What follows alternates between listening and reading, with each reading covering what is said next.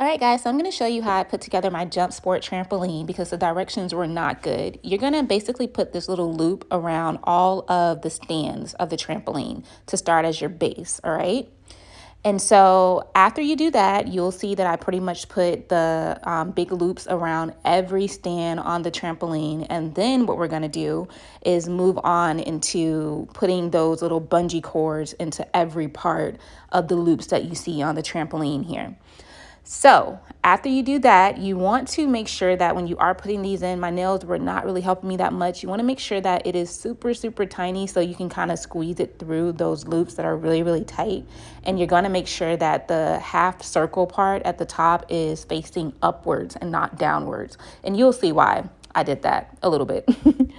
So after you do that part, you're going to put them into every hole that you see on the trampoline's base. And you're going to use this cool little tool that they actually have for you, which is, I don't really know what you even call it. It's an interesting tool, but you're going to wrap that around so you can click the bungee cord around that half circle area there.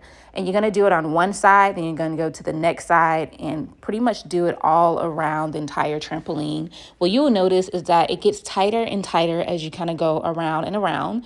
And you don't want to do that in order. So you want to do one side, then go to the other side, then the other side. It just pretty much helps to balance the trampoline bungee cords as you keep going. Yeah, so that's pretty much it. As you can see, the trampoline is done and it looks beautiful. Then you're going to go ahead and flip it over and enjoy your beautiful, beautiful Jumpsport trampoline.